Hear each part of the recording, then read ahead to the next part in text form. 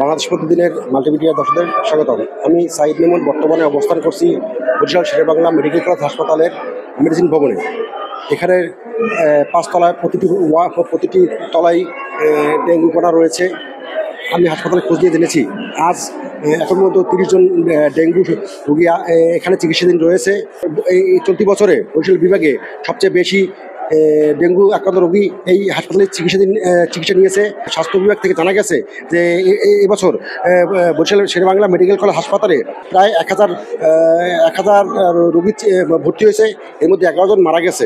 সবার ভরসা মা, আর মায়ের ভরসা এসিআই এয়ারোসল।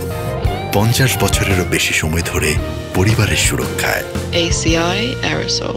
দর্শকদের জানিয়ে রাখছি, বরিশাল শেরেবাংলা মেডিকেল কলেজ হাসপাতালের ইনচার্জ চিকিৎসকরা বর্তমানে কর্মরত রয়েছেন। মিড লেভেলের চিকিৎসকরা সীমিতভাবে জরুরি সেবা দিয়ে আসছেন। তার মধ্যেও রোগীদের চিকিৎসা সেবা দেওয়া হচ্ছে বলে আমাকে হাসপাতালের নার্সরা জানিয়েছেন। আপনাদের এখন হাসপাতালের চিকিৎসা সেবার কিছু দৃশ্য দেখাবো। বরিশাল স্বাস্থ্য বিভাগের স্বাস্থ্য পরিচালক ডাক্তার শ্যামল কৃষ্ণ মণ্ডল জানিয়েছেন এক মাস আগেও প্রতিদিন গড়ে 100 জনের বেশি রোগী হাসপাতালে ভর্তি হতো, এখন একটু কমেছে। ডেঙ্গু রোগের চিকিৎসা পদ্ধতি সহ সকল ব্যবস্থা হাসপাতালে রয়েছে। বিভাগীয় স্বাস্থ্য দপ্তরের তথ্য অনুযায়ী বরিশাল বিভাগের 2টি মেডিকেল কলেজ হাসপাতাল ও জেলা উপজেলা সরকারি হাসপাতালগুলোতে সোমবার পর্যন্ত 9312 জন রোগী ভর্তি হয়েছেন। এর মধ্যে 9059 জন সুস্থ হয়েছেন। চিকিৎসাধীন রয়েছেন এখনও 234 জন। এখন পর্যন্ত মারা গেছেন 20 জন। সবচেয়ে বেশি আক্রান্ত হয়েছে বরগুনা জেলায় 5483 জন।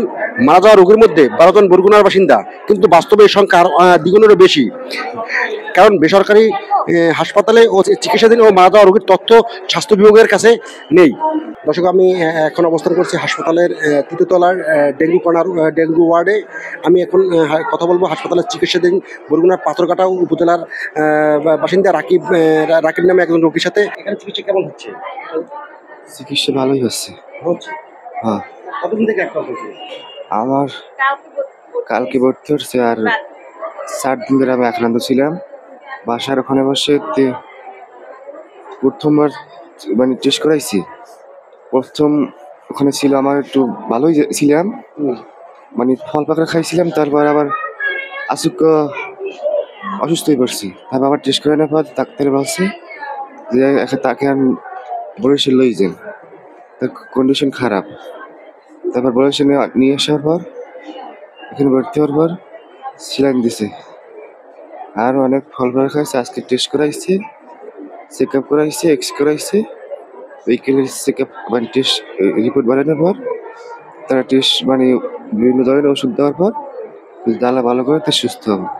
ও অসুস্থ হওয়ার পরে কি বাসায় বইয়েও চিকিৎসা করার পর সুস্থ হয় না। এই জায়গায় আনার পর কালকে স্যালাইন লাগানোর পর ডোজ দেওয়ার পর কিছুটা আর কি জ্বর এখন কমার পর একবার আর জ্বর আসে নাই। একটু মোটামুটি সুস্থ ইতে আছে। বাসার যে ছিলাম তার চেয়ে একটু সুস্থ আছে। মানে আজকে আমার টোটাল পেশেন্ট 127টা, 9 জন আছে ডেঙ্গু পেশেন্ট। ডেঙ্গু চিকিৎসা চলতেছে এখন, ওষুধপাতি সবকিছু অ্যাভেলেবেল। মৃত্যুর হার কি কমছে?